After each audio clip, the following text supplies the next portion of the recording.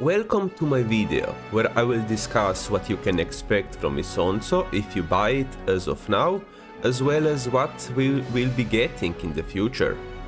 My name is The Gaming Teacher, and I made a lot of Isonzo content from tutorials and other videos. So, Isonzo is a World War I first-person shooter set on the Isonzo front.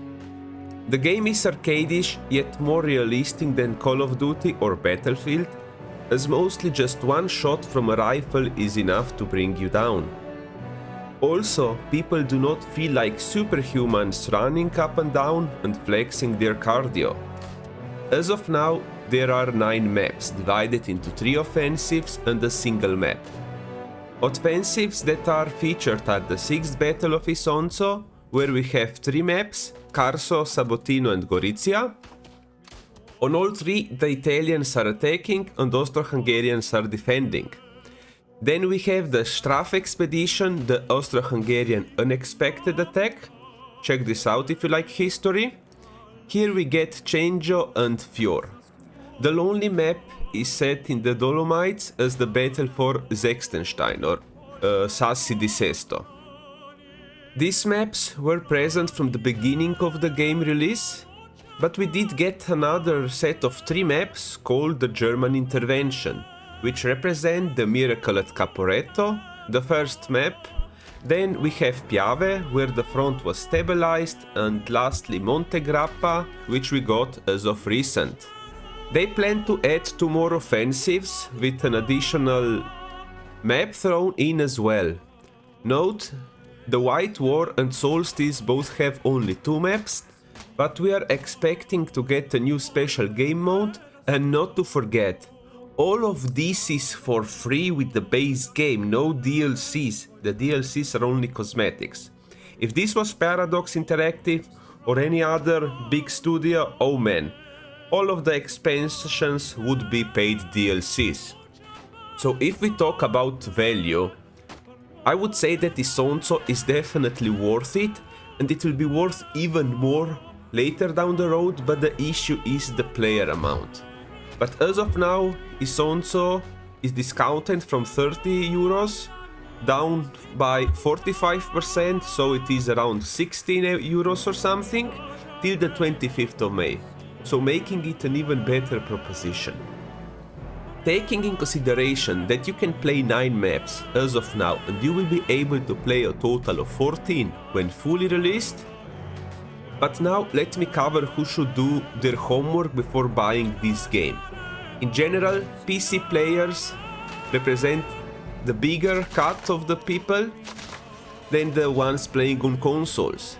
If you play on PC in Europe or North America, feel free, as those 2 regions have plenty of games during typical gaming sessions, so we are talking weekends and evening during the week. The number of players always increases with a new map release, and then it slowly dwindles down, but as said, Europe and North America on PC is assured to have players. You can also play on other servers if you want, but know that you will most likely have some lag issues. The same cannot be said for other regions, sadly. I suggest that you ask around on Steam forums or Reddit to get a picture of the situation. Console players should do the same.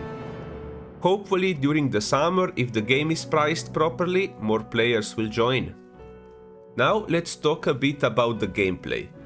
Note that there are some bugs, mostly minor, but the developers are constantly improving the situation and also adding more and more cosmetics to the game. You can play one out of the 6 different classes, which are the Officer, Rifleman, Assault, Engineers, Mountaineer and Marksman. If you need tips on how to play them, please check out my tutorials.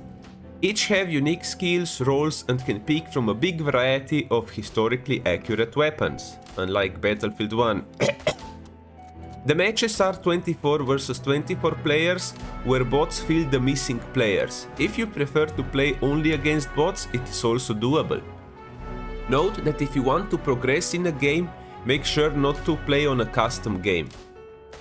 The community in general is helpful and nice, but hey, this is a shooter game and we all know that there will be dickheads around. Just make sure that you ain't one. People usually communicate by chat, but voice chat is also an option. As for hardware requirements, on PC, a 4-core CPU can do the trick. If you have 8 gigs of RAM, you are losing some performance, so having 12 gigs or more is recommended. As for the graphics, a 1050 Ti or 1060 3GB will run the game on medium without issues. The game also runs on Linux, and the port is being made for Mac users. So my verdict is, if you played Verdun or Tannenberg, you should get this game, or you probably already did.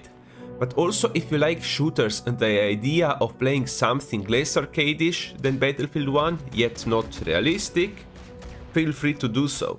Note that Steam offers you a chance to return the game if you don't like it.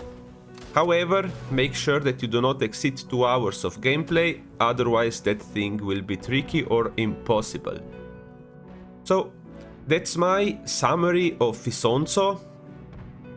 As said, if you plan to getting it, you should do this now, as there are still people playing. In the future there will be still, hopefully, but the general trend is dropping down. But as said, if you're playing on Europe or North America, the players shouldn't be something that you worry about.